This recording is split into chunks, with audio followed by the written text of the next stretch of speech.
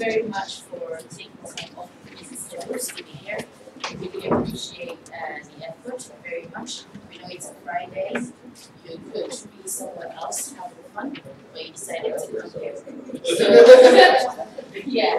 So thank you very much for coming. I'd like to invite Daniel Amato to just give us sort of, a brief background to the Afrobarometer and say a couple of words around that. So, please welcome.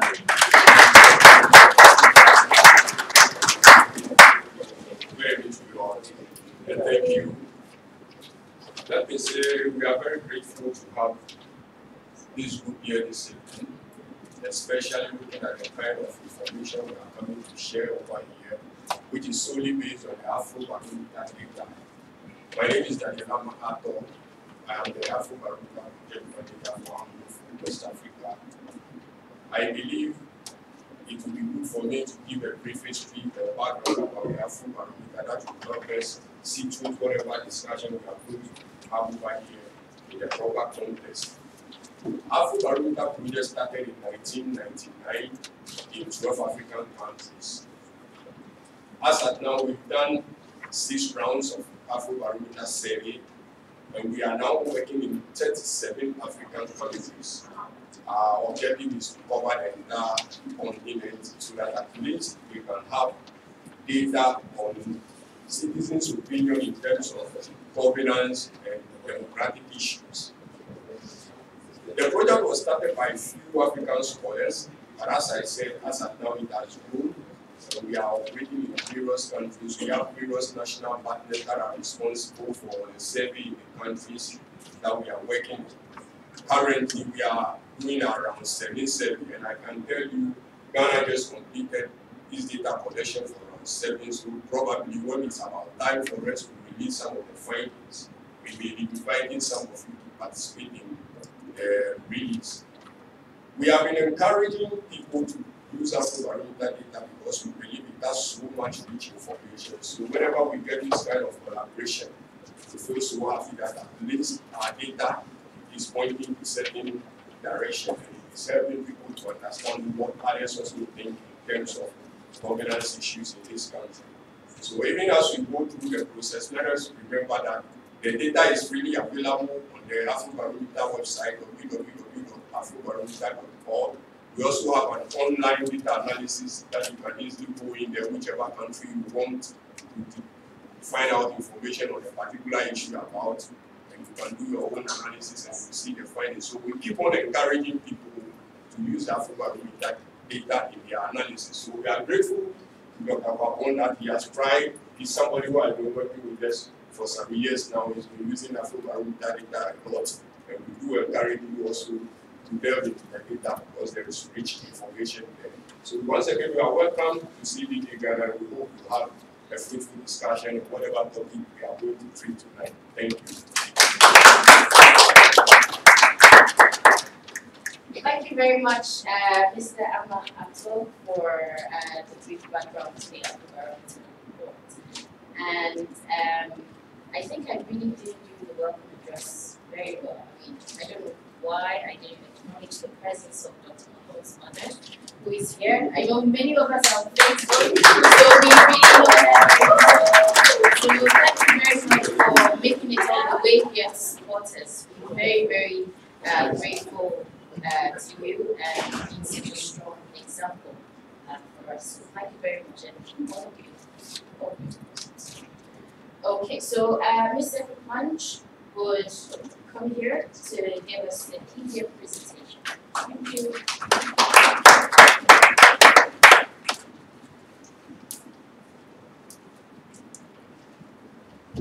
Hello, everyone. Hello. Thank you very much for coming. My name is Punch. And today, I had started preparing this presentation very early. But we woke up and there was this, I don't know, we woke up to some feeling. So I've changed so many things. The headings to very informal, in the spirit of freedom, which is what we are. So freedom is basically this. A group of young women, like-minded women, who found ourselves on Facebook And I know you might have heard the story over and over again, but I see new faces, so I'm going to go back quickly. So we met on Facebook. We are found out women, very normal, girly women who love men. The world behaves once.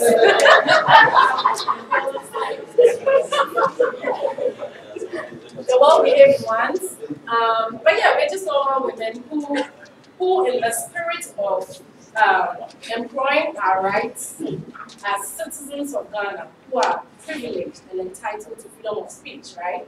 We decided to use our social media platforms to speak on issues that interest us. And the main issue is gender. And so even before we met together as the group we are all talking about gender in our own small ways. And then we met and then we built on the momentum that it was for the group to set up what we have right now.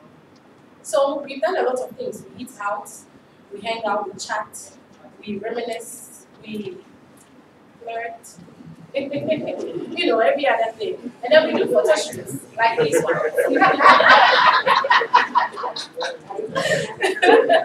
And then we do photo shoots like this one. So this is who we are.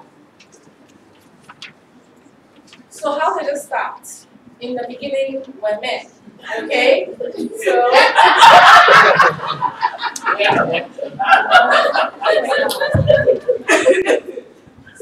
okay, so the agenda. I've just given you the background to the group, but the agenda, the background to the agenda itself, all started from here. We woke up one day and there were stories and rants about two reputable media personalities in Ghana. And one had gone on TV to go and cry, rant, scream, like literally. And then it was between the two of them. And then we just, even before everybody started talking about it, we decided to do something out of the ordinary, which is flip the script. Okay, so we imagined if these two media personalities were women, and then we imagined the sort of commentaries that would have come out from this fracas. And so we reignited a hashtag that was already existing, Men Are Their Own Enemies. And this was a hashtag that I personally saw emanate from the ALMA platform, which is the Alliance for Women in Media Africa. And so we ignited the hashtag to start conversations on how we view women, the lens under which we view women, and the lens under which we view interactions between women. So in a typical Ghanaian state, right? In a typical Ghanaian state, this very typical issue would have been read as women being their own enemies. Women, all of us, being our own enemies because two individual personalities had issues. And so this is how it started. So it was between Manasseh, who is always mostly correct, and then, I'm sorry, I saw so many images of Paul, but I couldn't go past this one. So please ignore this. Let's focus on that. Anyways, so we started Men Are Their Own Enemies to read larger sociocultural issues into how we would have read this situation. And so we started, well, they would have said Paul was PMS, he was menopausal, he was sex-starved, they're probably fighting over the same girl, you know, and so many things. So we started, and then right after that, another issue happened, which was Ifya Schwarzenegger's issue with her husband. And we also flipped the script on that one to see how we would have discussed the situation if it was the other way around. And so the same message and the same advice would have given to Ifya if it was the other way around. If it was she finding a husband in bed with another woman, we gave the same message, the same advice, in the same tone, in the same spirit to the husband. And that is what started Pepperdam Ministries. When we started, it was just us. And then we saw other people doing these flip scripts. And we pushed for the hashtag. We pushed for their commentaries to be put under the hashtag. And so under the hashtag right now, you will see so many commentaries. And that, in my opinion, has given birth to a lot more hashtags, which have sort of put gender on the agenda in a massive way on Ghanaian social media. So we started with Men Are Their Own Enemies. We graduated to Pepper Them Ministries. PDM is for people who are lazy, who can't spell, like who are so lazy to write Pepper Them Ministries. So PDM is for them. We've had a series of events too. We had our first meet and greet. We've sponsored and partnered with other existing initiatives and events. And so we have PDM events to sort of track some of the initiatives that we are doing beyond the hashtag on social media.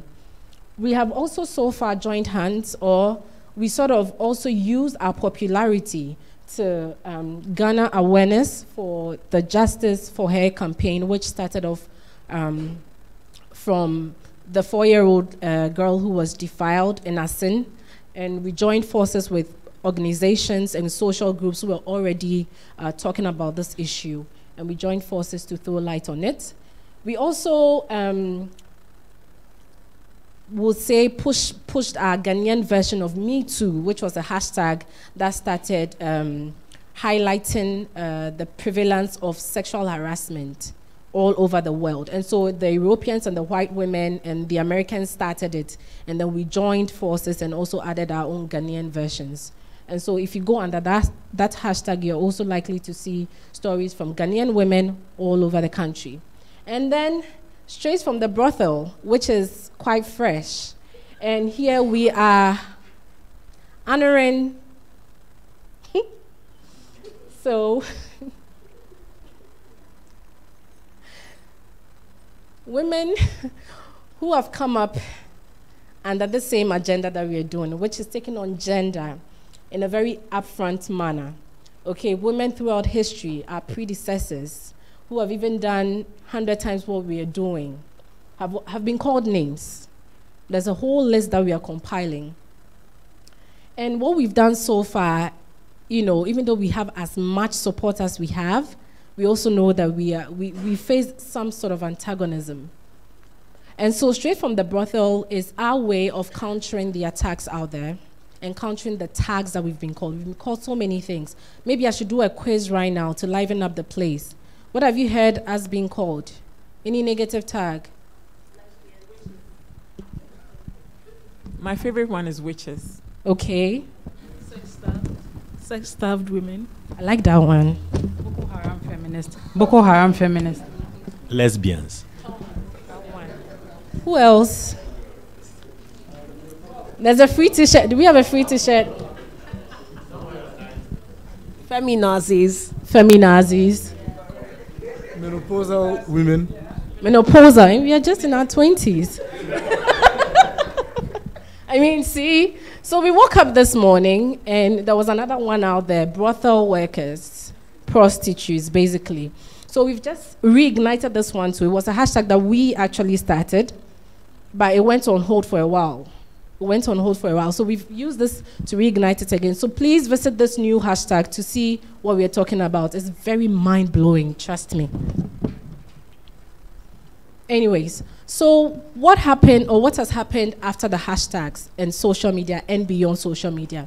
So far, what has made us continue to stay relevant is a lot of the media appearances that we've done and a lot of the many ways in which certain influential people have stood up for us. And so we've been all over the place. We've been Class FM, we've been at Joy FM, KSM Show, Tales from the Powder Room, Star FM, 3FM, 2hourboys.com, and the list continues. We've had, we had our very successful meet and greet, which was what birthed such an event.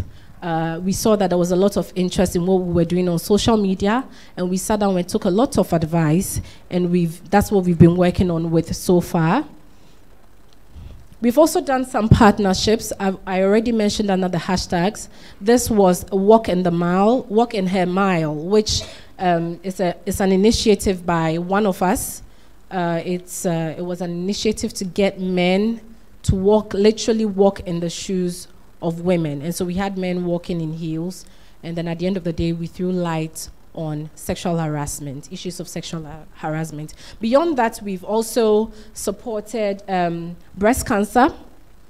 the breast cancer awareness, last month, we produced a press release on that, encouraging young women, young and old women, to go check, dispelling some of the myths around breast cancer and all of that. We personally participated in the free breast screening at Nyaho Clinic that was being done every Thursday in October. We also participated in the UN Day of the Girl, which was a day, which is the day set aside to highlight issues that concerns little girls all over the world. So we did something. Each and every one of us came out with goodwill messages or reports or facts about the girl child in the world. And then this recent one is a donation we made to the defiled girl, the 4-year-old girl who was defiled in Asin. We, as I said earlier, we joined hands with some other social groups. We mobilized funds, went to make the donation. And in addition to the donation, because we are concerned with mindsets and perceptions that perpetuate gender biases and inequalities, we took a step further to educate the women, the young men, and then the little children who had gathered there on consent, rape culture, and all of that. We've also paid a courtesy call on the Minister of Information, who writes in the wake of PDM, openly supported us on Facebook. So who are we officially? So this is our logo. And the red thingy you see is actually an Edinkra symbol. We looked very hard to find it. So it's an Edinkra symbol that actually means meko, pepe. Don't we serve a living God? Anyway, so it's pepe, and it actually means, it stands for inequality and uneven resources. And so we have that in there to throw light generally on gender in our society. And we have our tagline, unlearning toxic narratives or rewriting gender narratives. And these are our social media handles that you can follow up later. So our vision statement, very simple. PDM is committed to an equal and just society in the public and private space, and to have a gender-sensitive population where people can guard their interactions and relationships with people from a lens of gender sensitivity and appropriateness. Our goals are simple. Women, we want to see women empowered to claim their rights as decision makers, advocates, and also have the courage to speak out about sexual abuse, thus bringing sexual offenders to face the full rigor of the law. So if you can notice from our interactions on social media, we are very particular about sexual harassment. And then finally, sustainable development policies, plans, and practices we want to see that they become gender responsive, environmentally and socially just, and effectively implemented. So this is our current structure, very simple. We have an executive team which is made up of the core group members that started the Pepperdam Ministries hashtag. We are 7 in general. And then we have our associates, which is the, how will I term it? Give me a word. Larger group, or the, well, associates. Well, they are some of the first women who jumped onto the movement, and so far we wouldn't have been where we are without them. So they are a core group as well, and they form the associates. And then we have our circles. Because of the ministries attached to our name, there are people who approach us and say, how can we join? How can we join? People think it's a church thingy, okay? So we call them the circles, and these are people who are generally interested in what we do, and we have them there in terms of calling on them for volunteering, for donations here and there. And we keep them on our email list as well. And then the major areas that we are concerned with, that we have, that both the executive committee and the associates work under, are media communication and PR, business development and fundraising, and then projects and strategy. So, moving forward, PDM is very much encouraged by our younger generation, and this lady is a 22-year-old lady who was present at our first meet and greet, and she spoke passionately about, you know, what we were doing. Many young girls are there. Sometimes they feel alone in their thoughts, and having the reality of PDM gives them encouragement too, and they build off our energy, and we would also like to build off of their energy. So we are encouraged by our younger generation, and then also our older generation and other influential people that have been on board with us from the beginning. We acknowledge what they do. And then finally, the team of young, vibrant, charismatic young women on this team. Look, the fire behind doors is I don't even know what to say. So we are encouraged and moving beyond. We hope that we have a fruitful discussion here today and that we'll be able to, as usual, take notes to move this movement forward. So thank you very much.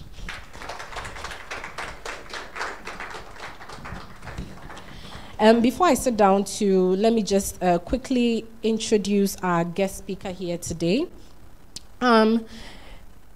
He is Dr. Osae-Kwapong, and he has spent the last 11 years working with universities in the area of institutional effectiveness, where his job is to help evaluate academic programs and services and use data for continuous improvement. He currently serves as the Associate Vice President for Academic Affairs and Institutional Effectiveness at the University of Findlay in Findlay, Ohio. Prior to Findlay, he served as the Director for Research and Planning at Columbia University in New York City. He has served in similar roles at 5 other colleges and universities. Before beginning his career in higher education, he served as a program evaluator with the Legislative Office of Education Oversight, and later on as a researcher with the Rehabilitation Services Commission, both government agencies in the state of Ohio.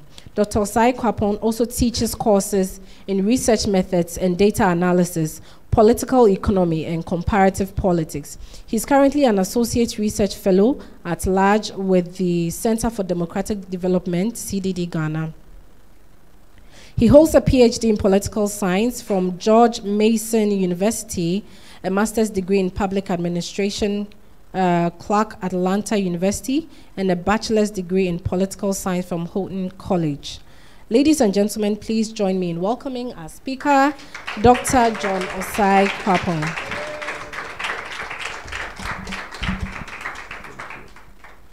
Hello, good evening, everyone. Thank you for taking time out of your busy schedules on a Friday night, especially on a Friday night, to be here.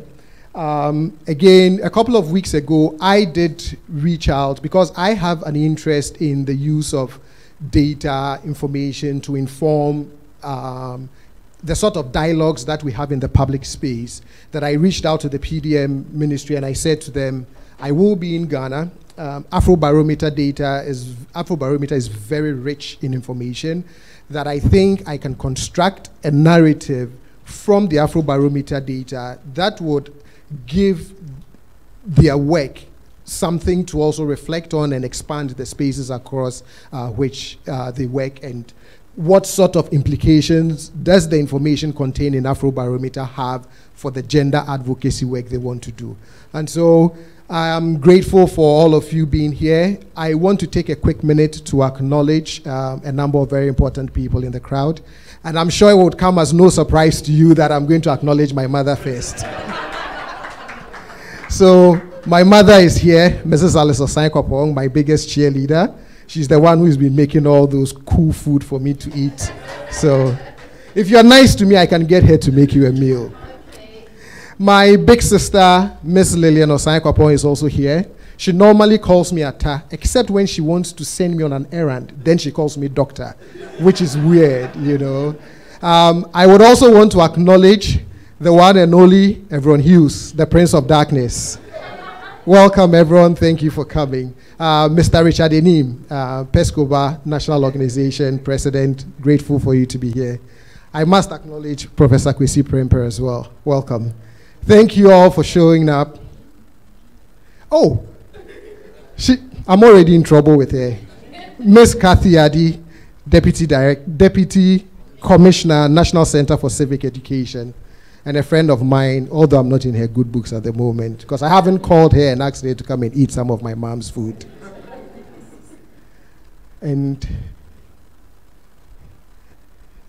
Nanaya, welcome. Thank you for coming.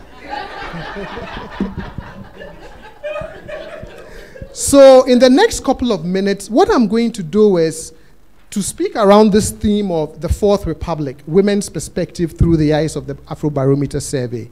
And let me put out quickly, before I get served my own pepper, that I do not speak as a man trying to describe what women feel or think about the Fourth Republic. I do speak in my capacity as a social science researcher who is using data to construct a narrative that says, here's what female respondents have been saying on important questions of governance and democracy in Ghana.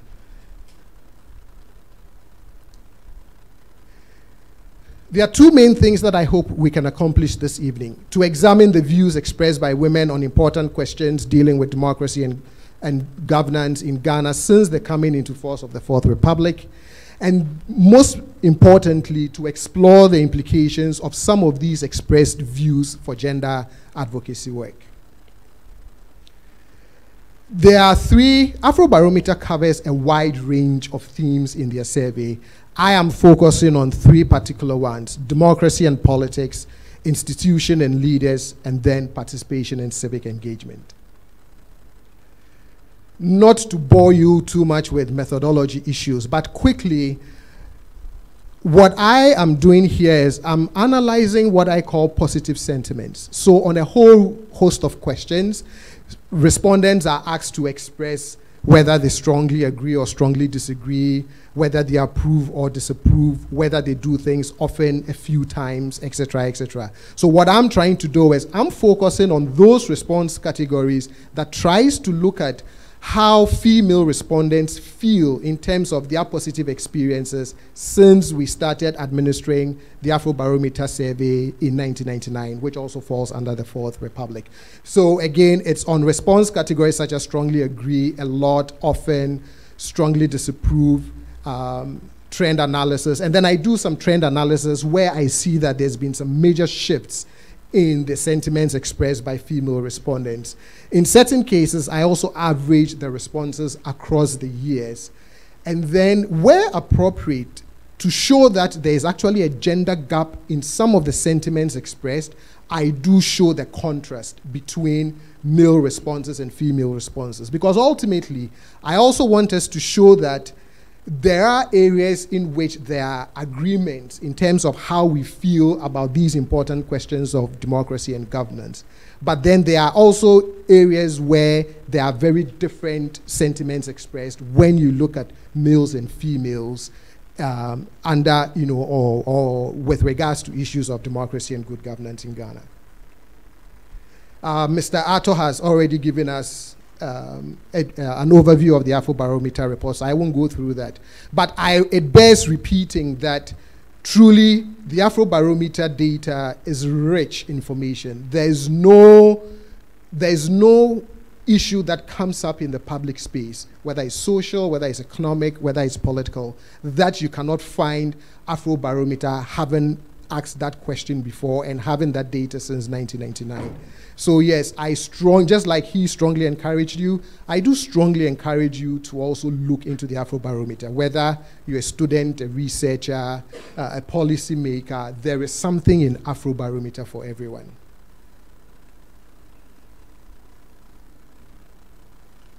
Okay, so the first category, democracy and politics. There's a question about basic freedoms.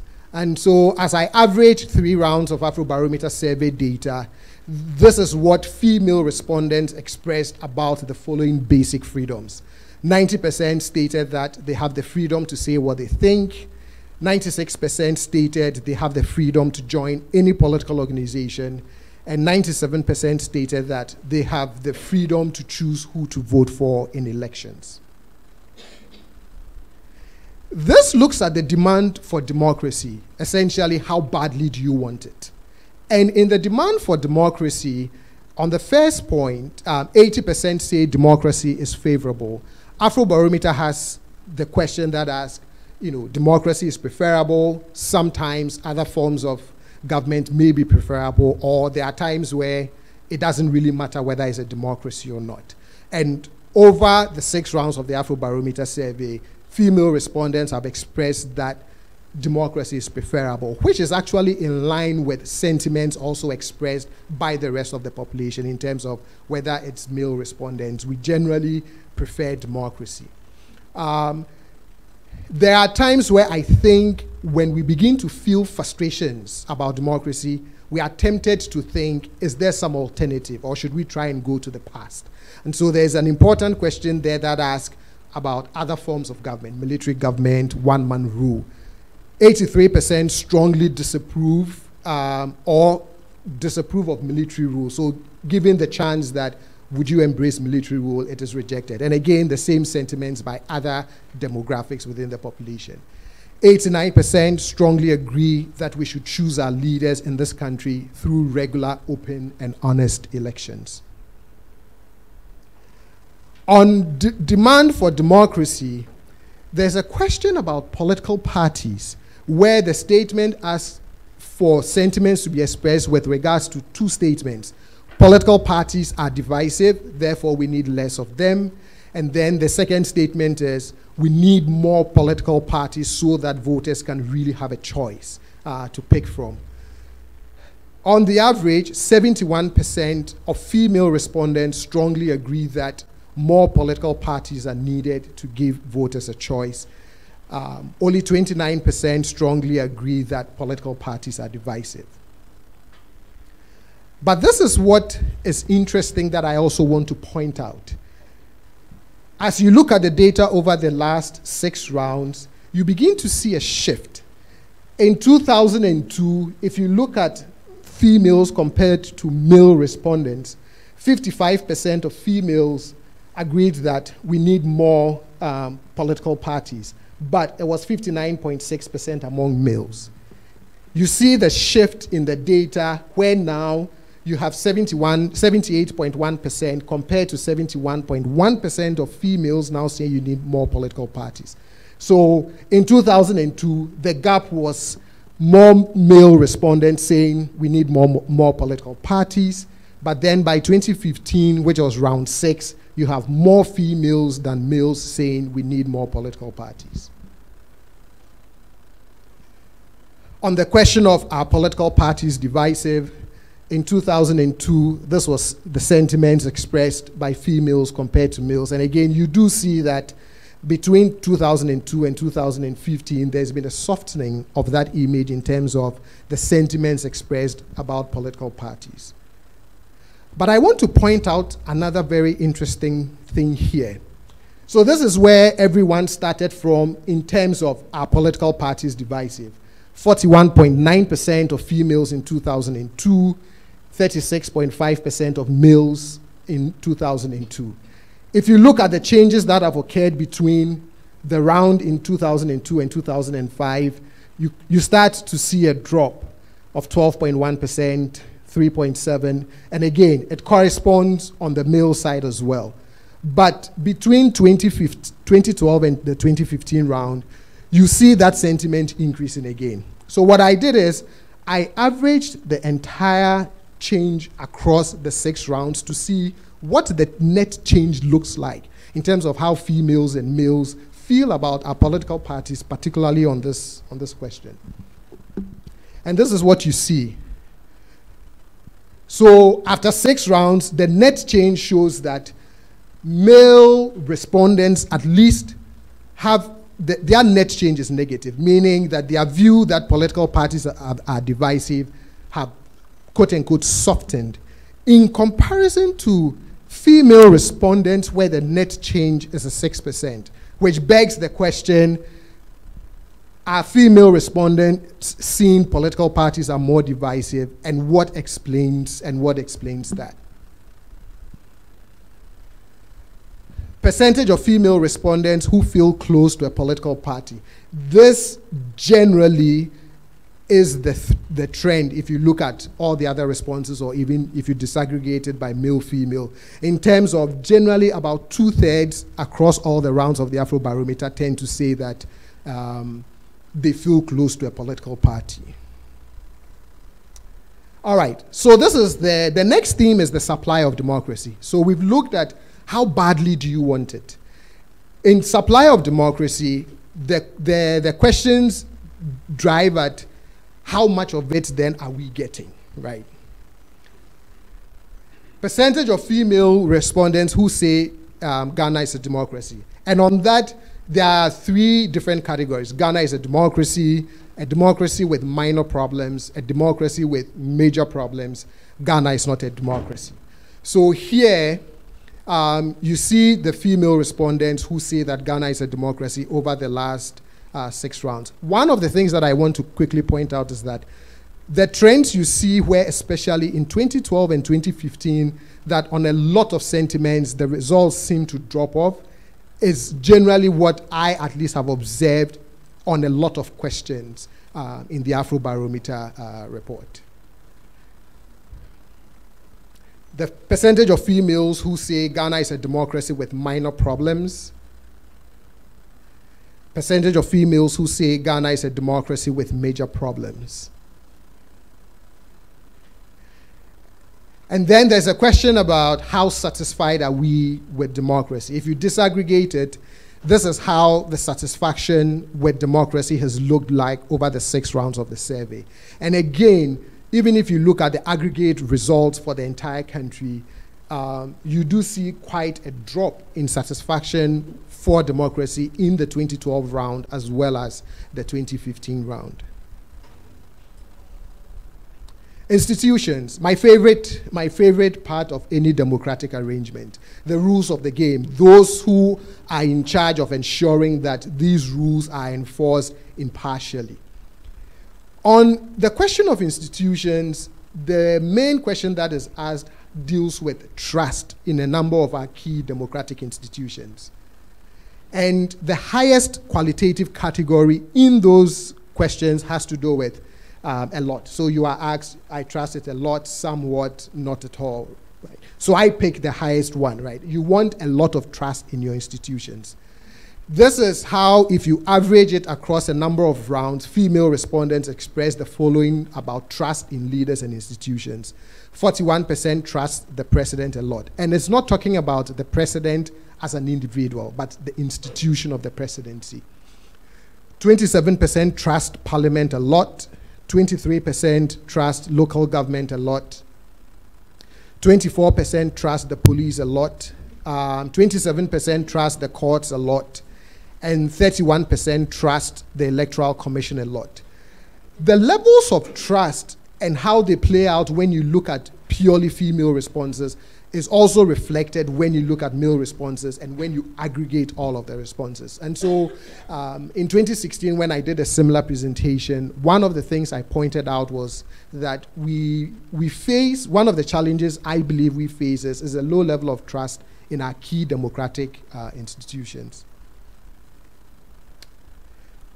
Civic engagement. How active are all of us in the political, in the public space? Who does what, why, who is engaged, who is interested, who is not? And this is where, for me, the results start becoming very telling and very interesting. Because across the other themes, in general, the views expressed by female respondents mirror what the rest of society says, except for a few of the places that I've pointed out, how we feel about political parties, etc., etc. But on civic engagement and participation, the picture begins to change. And for me, the narrative that I see is you begin to see some real gender gaps emerging. Percentage of females who are somewhat or very interested in public affairs.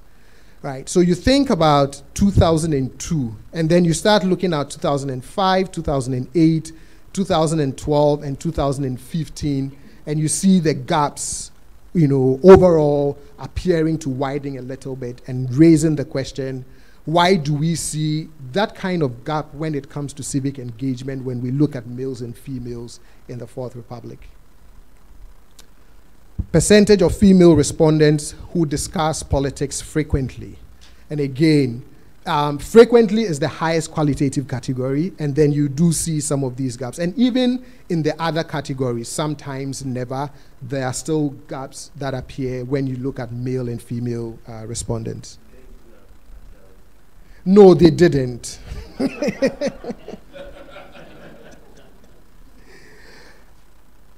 And then there are a number of civic activities that respondents are asked about in terms of their participation.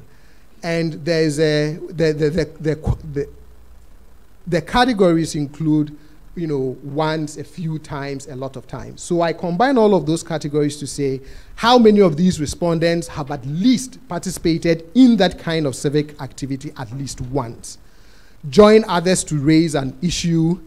This is how it plays out among female respondents. And again, starting from 2005, you do see some gaps between how females responded compared to how males responded. Percentage of female respondents who have attended a demonstration at least once. Again, and on this question though, the general sentiment is we would never attend a demonstration. The percentages that say they would is very small. And even as you look at those small percentages, you do see there has to be something that explains what has been going on since 2005 when we think of, when we start looking at these sentiments being expressed by female respondents. Something must explain why we are seeing all of these gaps in participation and civic engagement. Then, Afrobarometer also has a series of questions that looks at a number of our key institutional leaders and how often citizens contact them to discuss problems or raise an issue for, and these are not personal issues, but more issues that deals with public problems in their various communities or in the nation at large, is my interpretation of that question. Those who contact your local government councillor, which is essentially your assemblyman. Again, you start seeing those gaps appearing starting 2005. Percentage of female respondents who contacted their MP often. Percentage of female respondents who contacted an official of a government agency often, and the often is the highest qualitative category. Percentage of female respondents who contacted political party official often. One point that I want to raise real quick is that even across all other respondents, you do see very little engagement with these key institutional leaders. On any of these questions, when you ask percentage who contacted a political party official, the numbers are very low, which seems to be a little counterintuitive, especially if you think of members of parliament and other political party officials, because you tend to also hear the sentiment that MPs are under pressure and they are being bombarded with various requests from their constituents. Political party officials are always being bombarded with requests. And so when you look at the data that shows that very few are actually reaching out to them, it's sort of very counterintuitive, and you begin to ask yourself, why is it that way? The only And what I have observed, though, is that when you look at all of these leaders or key figures that are placed in our public space, when it comes to those who contacted religious leaders often, not even just among females, but among male respondents and the aggregated response, religious leaders always come out on top, right? That they seem to be our go-to people to discuss problems. And so, in as much as sometimes the active participation of religious leaders in our political space seem to give people a little bit of an uncomfortable feeling, when you look at Afrobarometer, you start saying perhaps we must embrace their role even a little bit more, because they seem to be the ones that, at least the survey is suggesting that they are the ones that we tend to talk about problems in our communities, and these are not even just personal problems.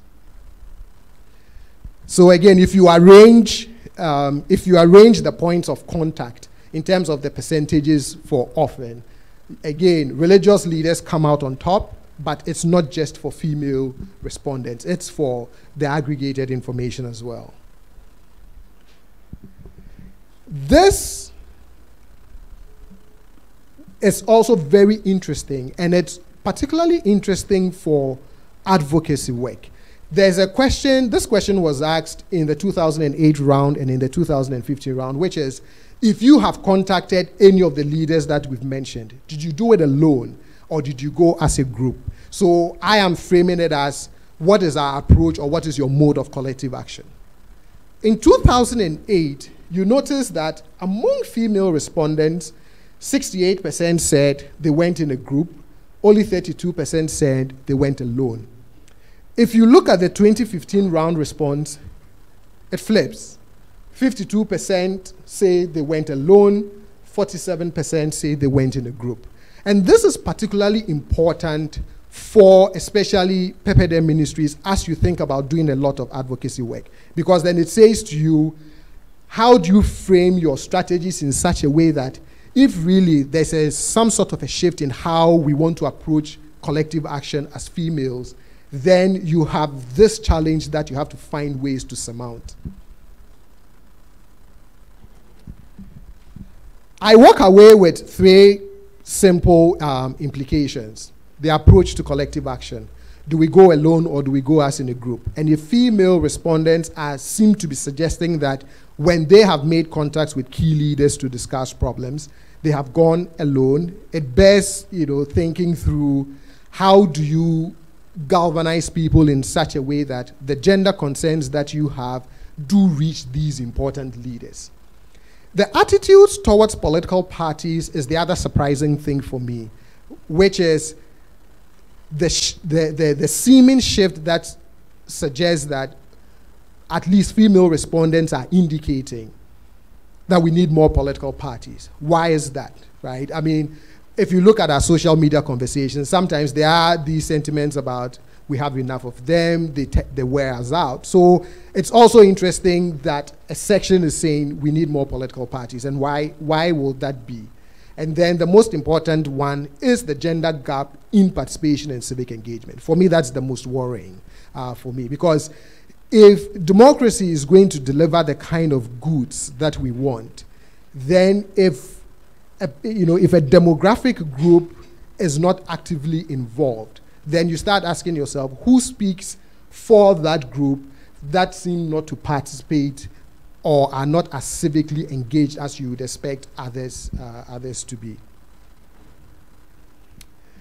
If you want more information on the Afrobarometer report, that's the website. If you want more information about CDD Ghana, please visit their website. There's a whole lot that they do that's really, really helps us, in terms of work around democracy and good governance.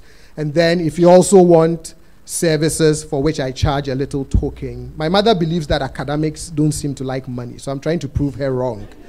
So if you need research services, if you need data services, again, you can see me and we can have a little chat. Just don't tell my mother how much you pay me, because then she might ask for her share as well. All right, thank you very much. And I will turn it over to Dr. Louis Carol Donkor, who would give a short response, and then we would open it up for questions and answers. All right, thank you very, very much. I think I'm going to take my own advice. When I was at McGill and Howard, whenever we had to give a presentation, well, I had moved from Liverpool in the UK to North America. And, the North Americans were bolder, more articulate. They sort of, are pushy much more than us. So, they speak like professors. So, I'm going to try and be like them today. Yeah, because I'm in a room full of professors. HKP is here. Yeah. All right. So, thank you very much for this. I am particularly, excited that we can, sort of explore women's perspectives. Okay, they are directing me. All right. That we can explore women's perspectives through the lens or eyes of the Afrobarometer. And this is exciting for me because when you look at the more developed societies, I mean, issues around political behavior, political values, and political attitudes have long been a subject of scrutiny. And so for me, for us to also be exploring those gender gaps here in Ghana is very important and then exciting for me. Anyway, so, I mean, normally in our part of the world, when we think of the differences in the choices for women and men, I think most of the time we think of it in terms of, you know, our biology, and the fact that sometimes people even feel that a woman's love for chocolate is biologically determined, and the Fantiman sophistication is equally, you know, biologically determined, which is not, you know, true. And so I'd like us to, you know, as we move on, you know, from these discussions and go out to sort of hold further discussions and use this data, I mean, I think that I'd want us to keep in mind, you know, when we say that, oh, women don't quite like to engage, we just don't say that, but, you know, sort of provide a context, you know, for it, that, you know, what could be the factors that have contributed to, you know, that. Because most of the time when we're considering gender gap differences, as I already mentioned, are we looking at nature that affected nurture, or nurture that affected nature, or toned down, you know, nature? So I think that is, you know, very important here. Okay. So, I mean, from what we gathered from this report, it sort of tilts towards the fact that there is a greater conservatism on the part of, you know, women when it comes to politics and democracy, civic engagement and participation. And I think there was another variable which, you know, I have forgotten. But we need to understand, I mean, it's not just enough to know these things, but we need to be able to understand what has contributed to that. And I think for me, all that I'm trying to say is that we should look beyond the arguments of, you know, whether women are interested in politics because there is a gene in them that doesn't make them, you know, sort of interested in those things. I'd like to get into, I mean, I don't know whether I should or whether I shouldn't, but I mean, I'd like to contribute, well, maybe I shouldn't. Okay, so, yeah, so if maybe just a few pointers on the kind of things that we can sort of interrogate in looking for answers or exploring the different angles from which we could interpret, you know, the data. And I think structure, cognitive, cultural, and agency explanations would, you know, sort of suffice here. And okay, so I mean, I'd like to, you know, I was going to say, well, sorry, I know this is a more formal setting. You know, the working paper number 58 for the Afrobarometer report. I mean, I think it's very interesting that there's been some shift. That working paper was actually in 2006, which was authored by, is it Logan and Bratton or Brayton? Something like that. Yeah? Okay. And when it comes to the basic freedoms, there is a point that I'd like to sort of make there, which is whether by aggregating the data, you know, it gives us a false sense of the results. Because for the demand for democracy, for instance, it says that, you know, of course, 80% reported that democracy is preferable. And so, you know, women are less, you know, prone to one-party state and all that. But in that particular report in 2006, actually, a larger percentage of women were prone to one-party state, but now they are less prone to that and are asking more for multi-party democracy.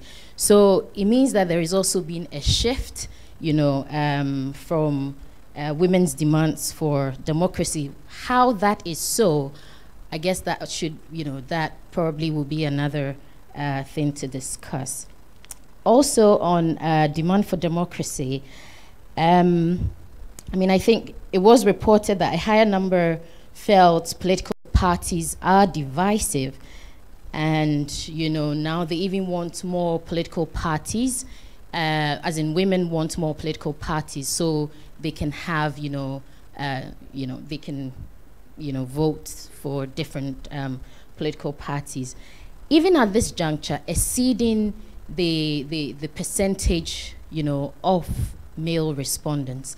But that wasn't also the case for 2006. So clearly there is a shift there. So although we're considering this data for advocacy that, okay, there is more to do for women on civic engagement and participation, you know, to whip up their interest in that. I think looking at the shift between 2006 and 2017 at the moment also points to the fact that there has also been a gradual increase in interest, you know, as well. And yeah, so I think that you already mentioned, you know, you gave some recommendations for advocacy, so I will not go into that, but these would be, you know, just my little sentiments, yeah? Thank you.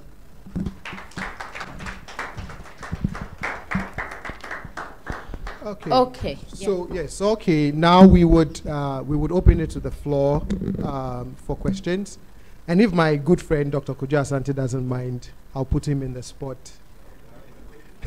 Oh, I wasn't calling on you to ask. Yes, if you could moderate, yes, the Q&A. Yeah. But you can ask your questions as well. And since you are going to pass the mic around, I'll give you the first privilege. Okay, so, and I think, is it Carol? Yes. Yeah.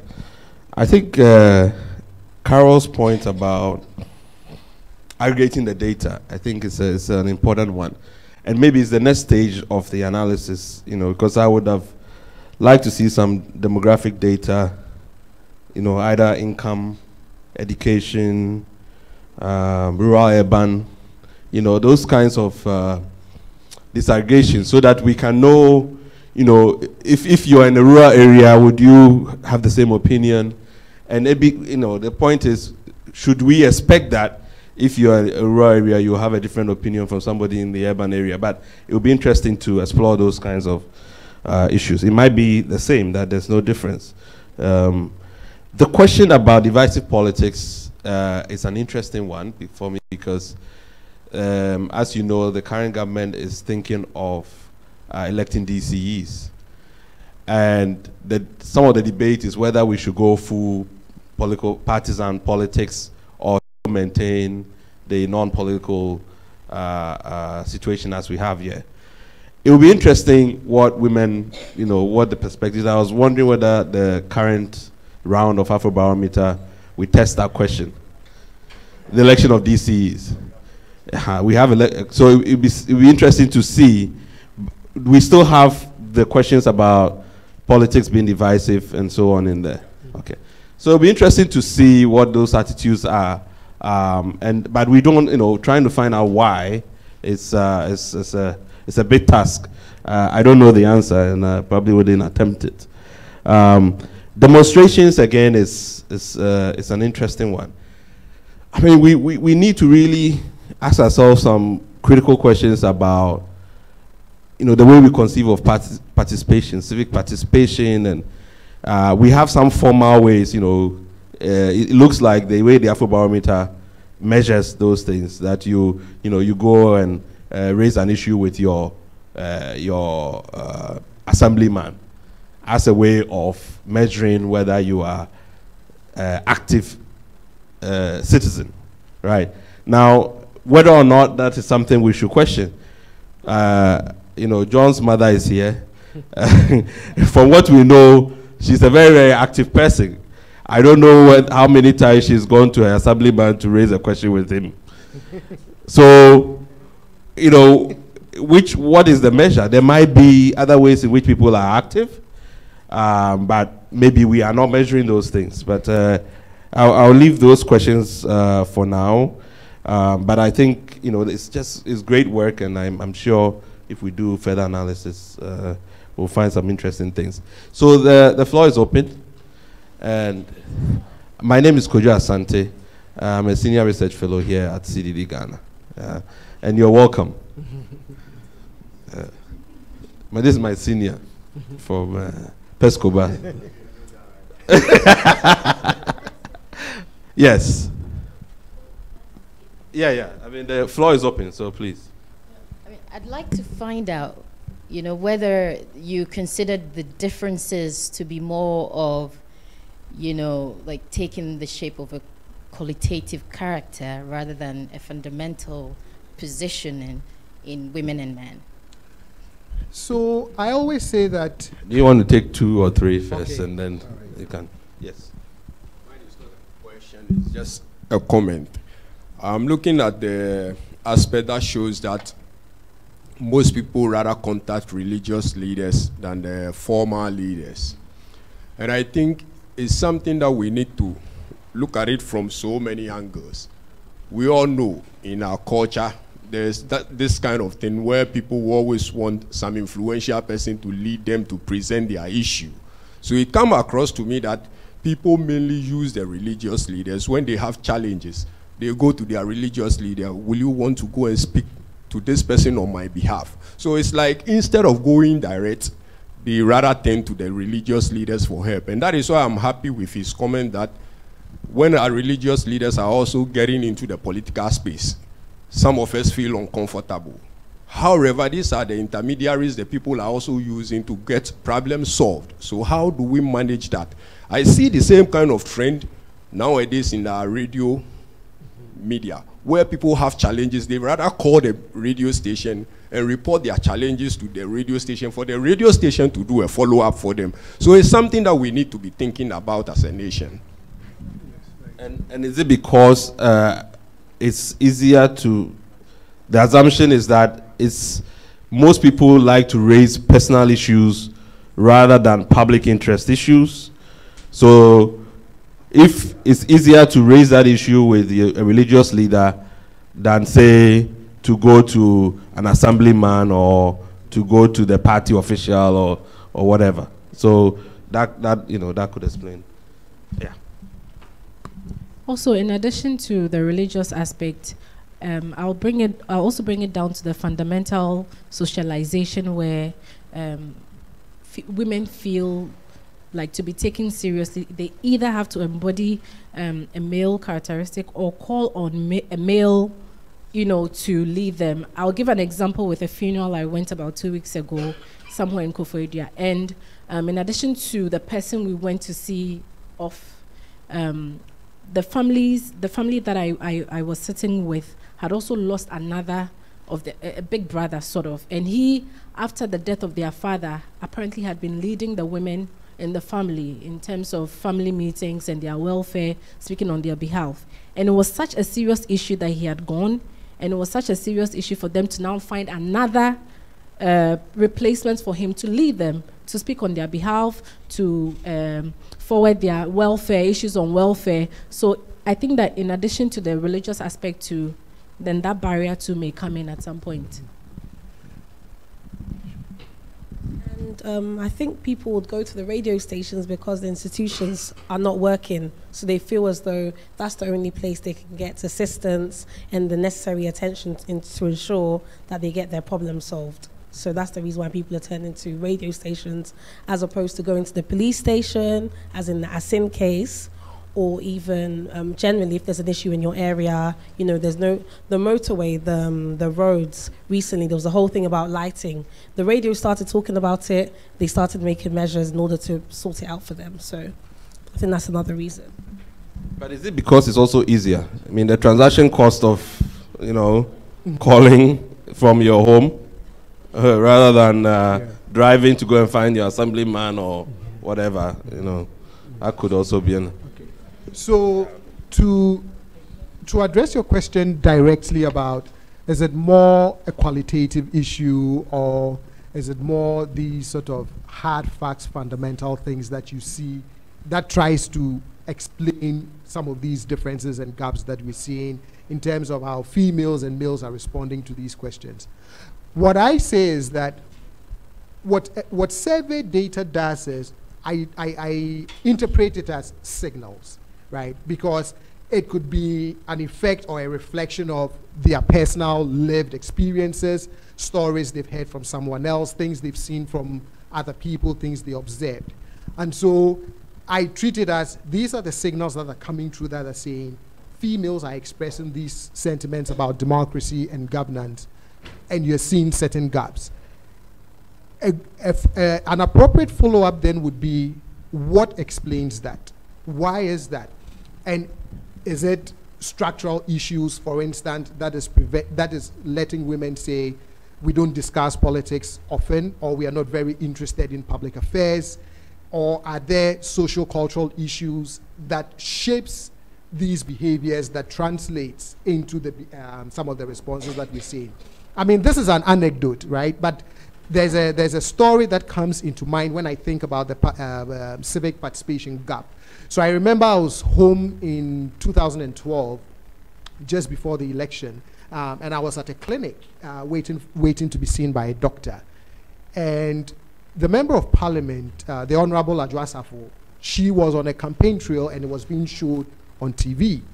And I remember sitting in the office waiting to be seen by the doctor, and she's vociferously campaigning, you know, for her political party as well as for herself. And there was someone sitting right next to me who looks at me and says, "We are sure, Oba enye wejumeni," right? Politics. We see a German mema. And so as I looked at the Afrobarometer results, I kept wondering that are some of these gaps explained by some of these social cultural views and sentiments that we have, right? Or if you look at the gap where now women are saying, at least from the survey, we need more political parties. Are there structural issues within our political parties that is letting female respondents say we could use a lot more political parties? So there's no one single variable that would explain this, but I think there's structure involved, there are social cultural issues involved that explain some of these differences that are emerging. And actually, you might also think about the shifts that I mean, what happened between 2002 and 2015 to see, you know, some of, I mean, particularly in the civic engagement issue. I mean, one way you can say, you know, 2002, you are just coming on the back of, you know, the culture of silence, a new government. All of a sudden, there's more activism. People have higher expectations about participation. And then when the thing actually starts, they are engaging, they realize maybe the barriers are still there. You have more radio, you have more, but still, they cannot access. So maybe almost a satisfaction gap that, you know, but I think that shift is interesting to try to explain that. I saw a hand there, and I'll come back. You are a dignitary, so I have to. Thank you. John, I'm curious to understand your sample size. I'm not sure if you mentioned that earlier, but I want to know that because I'm curious to understand the level to which these stats reflect the general population's views. I'm also curious to understand if the information you've provided, to the extent to which they've gone deeper to understand the reasons behind those sentiments. So does the Afrobarometer go deep into that understanding, or is this something that you're likely to follow up on at a later stage?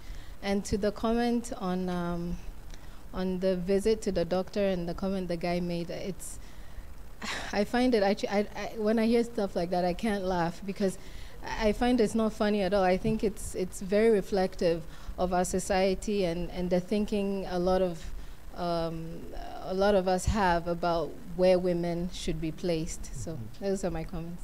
Okay. On that sobering note. So how is the survey conducted? That's my first question. And the next one is in relation to the civic engagement. With the advent of new media like signing of petitions, etc., will that count as civic engagement? Okay, John, I think you can take those two. So let me take the question of why. Is there a follow-up then on the why? Most of the time, the survey responses tells us the what. And so until you then take it to the next level, which is not necessarily what Afrobarometer does, that you would need follow-up projects, then that says, well, why are you saying X, Y, or Z? So if you would give me some of your oil money, I would be more than happy to conduct a number of focus groups that would explore the why. Yes, I just thought I would throw in. A little funding would help an academic to answer some of these questions much better. Yes. So that's on the why. Then on your question of the sampling, Daniel is an expert in sampling, so I'll have him answer the sampling question. On the question of new media, signing of petitions, the use of social media, I think that at least I'm hoping that the new round of Afrobarometer, I don't know if it looked at some of these new social media outlets. Right, so it will be good to then look at those to see whether we are also using that or the extent to which we are using that as a way of engaging. And then I'll let Daniel take the sampling and how the survey is because before I speak to the sampling issue, let me say that in round 6 and then the round 7 Afrobarometer, we have other questions that talks about whether people even write petitions, whether they even call radio stations on issues that are bothering them, and all those ones are also there, and even using the social media. So there are some few questions on that. In terms of the sampling, what we normally do is we get the National Statistics Office to do the selection of the enumeration areas or the localities where we have to do the data collection, and we make sure the distribution is done to follow the adult population distribution pattern of the country. So if you have 20% of adult population living in Ashanti region, then in our sample too, 20% will be coming from Ashanti region. We send people out to do face-to-face interview. And so it's basically a whole process that we go through, even when they get to the field, how to select the respondent. There is some protocols that they follow. They don't do so on the basis of, I like your face, I don't like you, and all those things. So at the end of the day, what we normally get is actually representative of the entire country. And if I could quickly add, I sort of suspected that the sampling question would come up. So in round 1, which was 1999, the sample included 51% female. In 2002, 49% were female. In round 3, 2005, 51.7% were female. In round 4, it was 50% female. Round 5, same thing, 50% female. And in round 6, 50% female. What we normally do is, even though Ghana's population, if you look at the adult population, we have a little bit more than the male. It's about, I think, 149. But because we also want to do gender analysis of the data, so we do gender of the nation in the photo. So a sample size of 2,400, you get 1,200 cases and 1,200 cases. So that when you are doing that analysis, you have enough cases.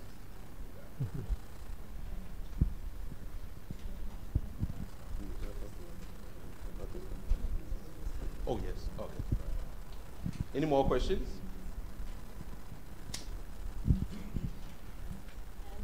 Well, it's not a question, but it's about, the sort of the narratives around, because I think it's being said that, or it's being portrayed that it's been a lot of women who have contacted religious leaders. But I think the Afrobarometer results show that, you know, a lot more men have contacted religious leaders than the women. So, you know. And I think I did highlight. Yes, I did highlight but that. Yes. Yeah, so. Yes. We didn't even check. We didn't even. Do we break down, Daniel, do we break down religious leaders to include traditional shrines and other? Because that would be interesting as well.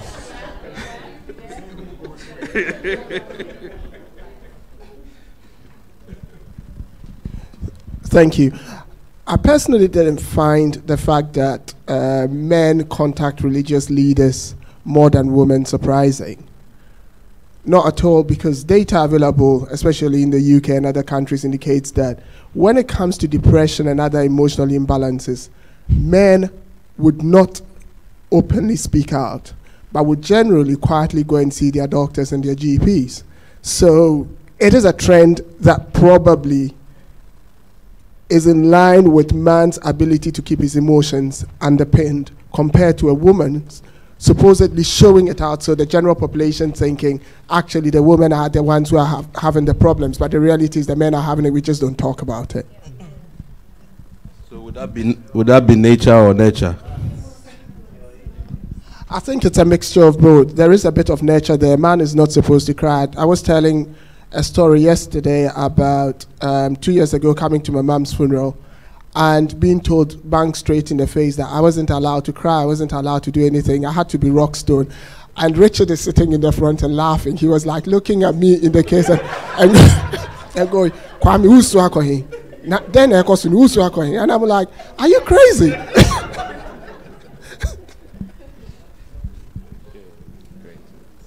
Any more questions? I want to find out about the access into political parties, and so when you're talking about how easy is it for women to have access to these sorts of political parties to actively participate? Is there anything like that? And you know, yes. You're not qualified to answer this question. Okay, then I'll let my mother or my big sister answer that question of, do women not face... qualified. I mean... Thank you, but well, listening to all this, it's emphasizing what I have experienced myself, and it is, I don't know, maybe we should find a word stronger than impossible to access anybody as a female, whether political. The only place where you easily get anybody to listen to you is in the church. You know, even if he can't do anything about it, the door to the church, chapel, whatever, is always open. The minister's door is forever shut. It is only open if somebody has said, or he wants to see you, you know, for some reason, but it isn't a place you can walk to. And it is, and when I say a minister, I do not mean a male minister, female as well. In fact, it's probably more difficult for a female to see a female top than to see a male. So these are the problems, and we have accepted it over the years, so it's become culture. You know, the woman understands, I had it, it's not my place. You know, so even when you're being pushed to do this, you know, even your mother tells you, say, okay, daughter, you know, and it's enough. So we have to, well, pepper them or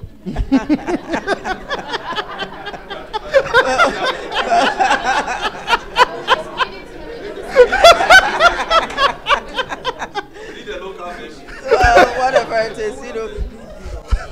Yes.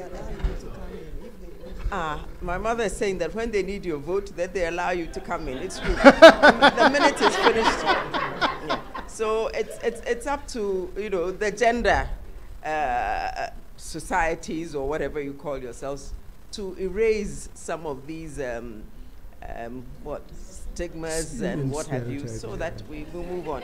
It is difficult for, you know, the woman to access anything. You think it's changing? Not yet. It's not. Maybe slowly, but it isn't noticeable. Yeah. Because of the cultural stigma. You know, we already have accepted, for example, in Ghana, nobody says that a woman is to earn less than a man.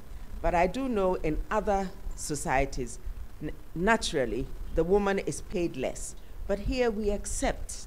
The woman here is not, if you and I go to apply for the same job, 100 cedis a month, 100 cedis. If I'm paid 90 and you are getting 100, all I'll say is that, yeah, man, no, and full stop. You know, it's because we have accepted it, so it goes on. Yeah, it's become a standard. So I don't know what can be done.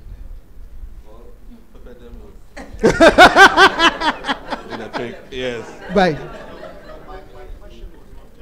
My question wasn't about accessing politicians. Yes. It was about playing active role in politics. So standing for an office, all of those things, right? Is there some sort of what do they call that thing? Equal participation?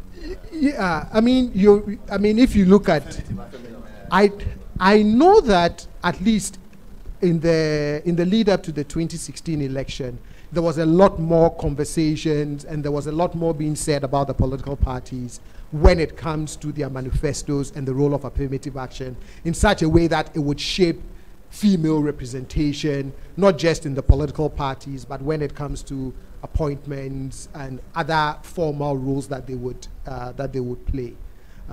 On the access question, as Kojo said previously, could it also be a transaction cost, right?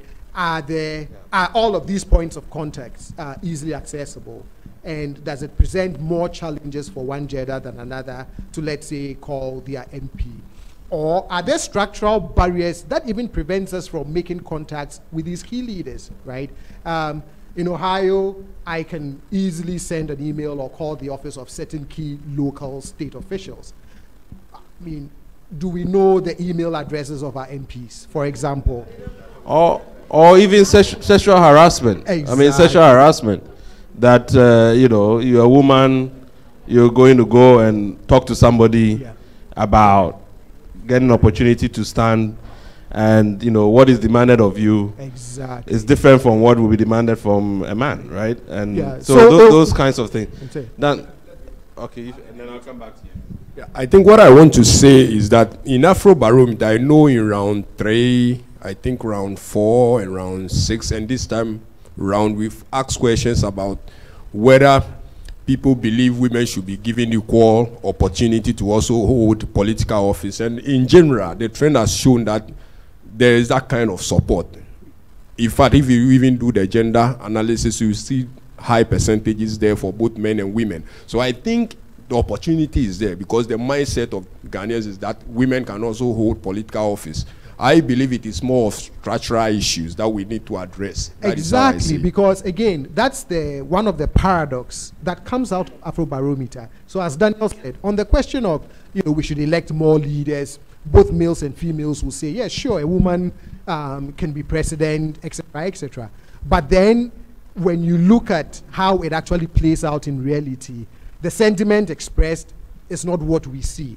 And so are there structural barriers preventing females then from participating to the levels where we have said, yeah, it's okay, we can elect a woman president, we can have more women, you know, in the political space? I think the issue with political access or political leadership for both genders, I think we haven't gone far enough in our implementation of affirmative action rules. I think you're talking about it from the stage of, you know, political manifestos, but that's neither here nor there. I mean, if you look at countries like Kenya, for instance, who actually have rules of how much percentage of women need to be on in political leadership, that's where it needs to start. It needs to start from the top. At the manifesto level, it's not really implementable and it's not a legally binding directive. So I think that's the issue. And with regards to access as well. I mean, I know Richard was talking about how many women can get into political leadership, but then there's also the issue of how many women feel the need to be able to access that leadership. And if we look at the lots of data around the ways men and women both reach out to political leadership, men tend to reach out to men, women tend to reach out to women. So if there are more women in leadership, for instance, more women will tend to have a voice in that political space. So I think either way, we need to be able to address it from the top and stop talking about manifestos. Manifestos really mean nothing in the grander scheme of things, in my opinion. Okay. And I'll take two last questions. So we can back to the Afrobarometer survey. Sometimes I think that when it comes to Ghanaians, maybe we should use a different survey, because you know what Ghanaians say and what they really mean and do are two entirely different things. Over the past couple of months, we've seen what has unraveled on social media and peppered them. In fact, I've been very shocked about the way and what people think in relation to gender issues and so on and so forth. And I'm wondering how this information that you shared with us can be used by groups like Pepperdem to drive home the issues about advocacy in relation to gender. And in addition to that, in terms of creating equal spaces for women to stand for public office or political office, we all know that politics is dirty and politics needs a lot of money. Money women don't have, because the kind of things people talk about and people sell and the kind of things they must do, a few of them can play dirty.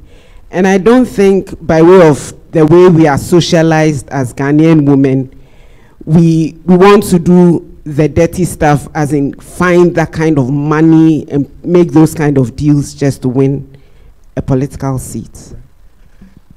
On the Afrobarometer question, though, I do vouch a lot for Afrobarometer, because if you look at the responses over several rounds, because a lot of the questions have been repeated, you begin to gain a lot more confidence that these are at least as close enough to what we really feel or think about certain important questions. But you're also right. I remember one time sharing on social media a question from Afrobarometer about corruption and why people do not report corruption. And I think the third top reason was they don't know where to report corruption. And I remember Professor Kwesi Prempe's first response was, Ghanaians don't like telling the truth. Are they saying they don't know where to report corruption? So you're right. There's definitely a little bit of that. Does this represent the reality of what we truly think and feel? And you're right. A lot of the gender-based conversations that have arisen does betray some of the thoughts or some of the things that we've said as non-existent. But overall, I do vouch a lot that the extent to which we have, Afrobarometer has repeated a lot of the questions seems to at least show that we are, even if we are not telling the truth 100%, it's close enough to what people have experienced or what people have heard or people have observed. And I think you have to, you know, as I said at the beginning, you have to go deeper. Who is saying what? To try to understand, and then the why is important. The context in which the person is saying it. So when you get data at this level, at least you get some, for some questions, there's some broad support for democracy, as say compared to military rule or traditional authority or whatever. You can make those kinds of statements and you be comfortable with it. But people sort of deep, the kind of reaction that they have, say against, or non-reaction, say against defilement, for instance, you're like, okay, what's going on? What is motivating that? So I think what it does is it gives you a starting point to work further and dig deep into the data.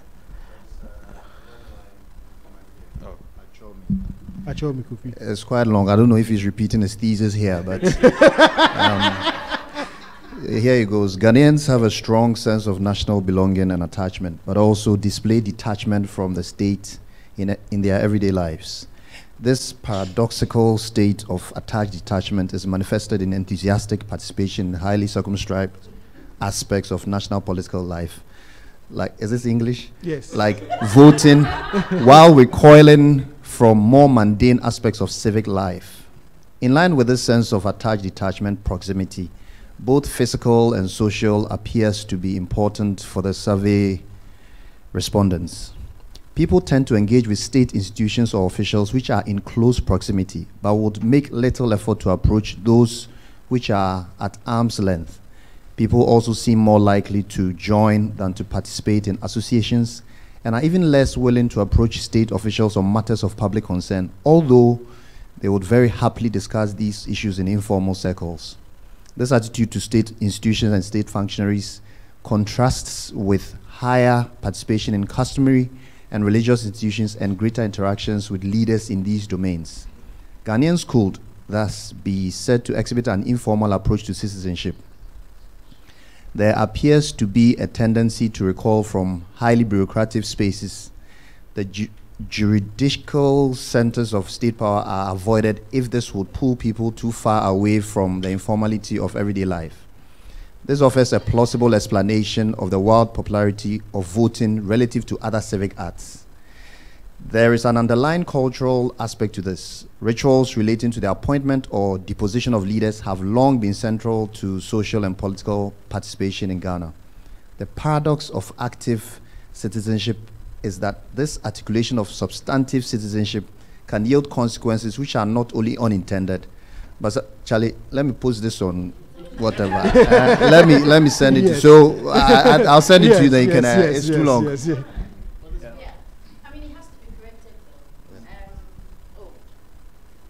Yeah, so I think that is from Amos Anyumedu. Anyumedu 2006? It's not. It is. Yeah, it's Anyumedu 2006. Okay. All right. Okay, that sounds like Amos.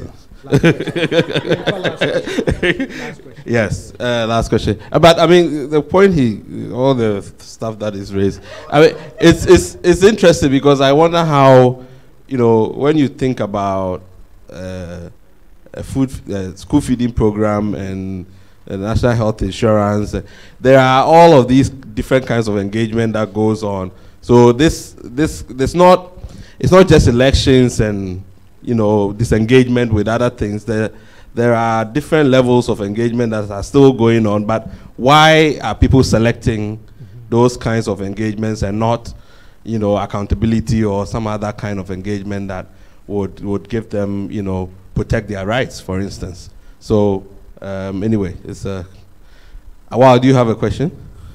Okay, you don't. Last question. Who's it? That's another senior of mine. Thanks. My question is actually to Pepedem, not to John.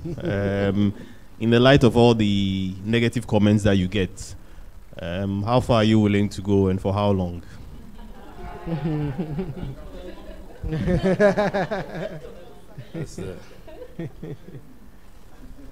Who is the answer then?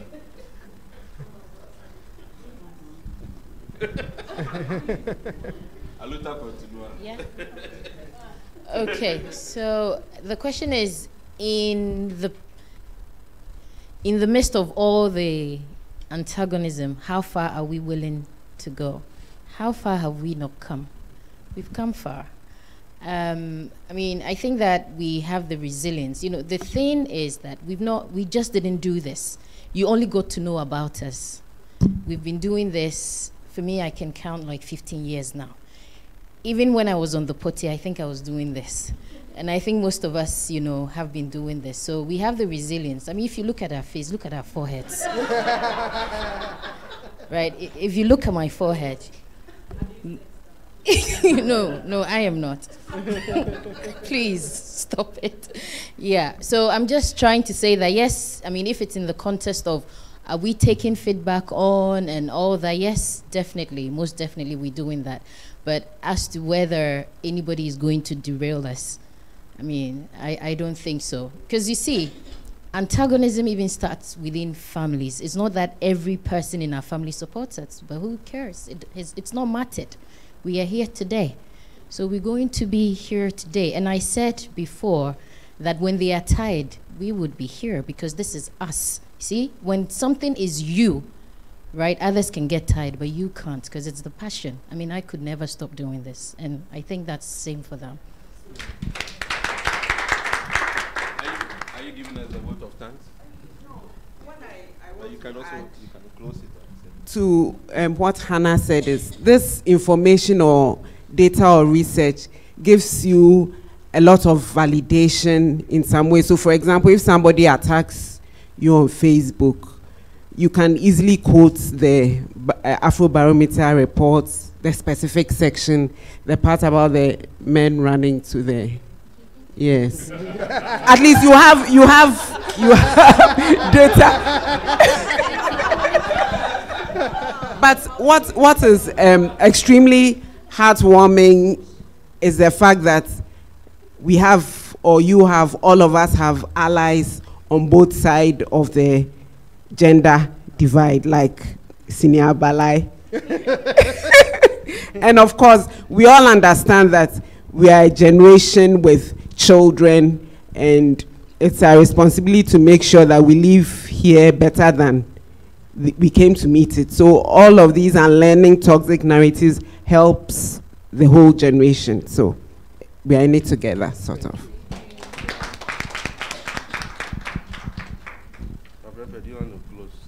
Oh, Prof, please, do us the honor. Of what? A goodwill message.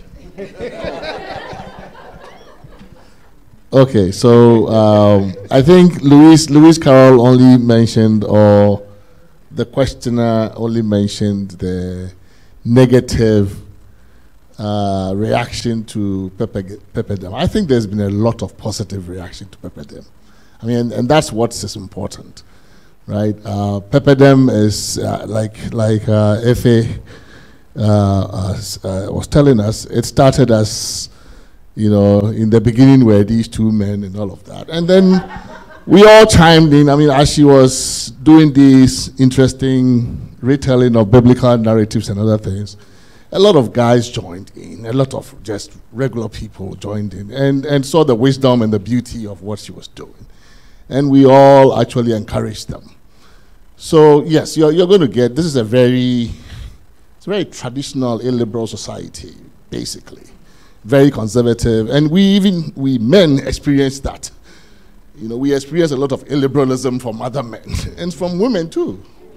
You know, so I think what is important is how far they've come and the fact that they become very mainstream very quickly. You know, they were on the fringes basically about a month or two ago, and now they are fairly mainstream. You know, going to places I haven't been to in my life.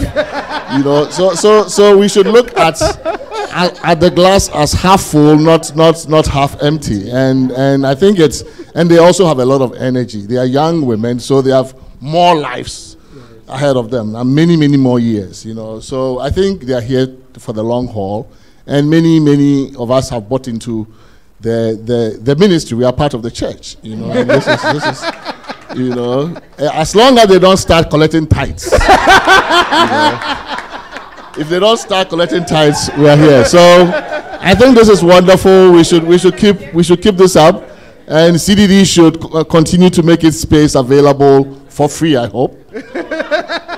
Oh, they did? Why? A token. Oh, you paid us something? A token. Okay. I think we should give it to them for gratis, you know. Bring the money. By order. Yes, by order, yes. All right. Well, let me just thank all of you on behalf of John and Pepperdem. I think it's been an interesting conversation. I really like this setting. You know, after this, you know, you can just hit town and then, you know, go home, right? So it's a nice time to have a discussion like this. Yes. So have a good weekend. Yes. And by the way, we do have item 13, which is refreshments. Does it have alcohol? No alcohol. Oh, what's that? Thank you very much. Ministry. Oh, no.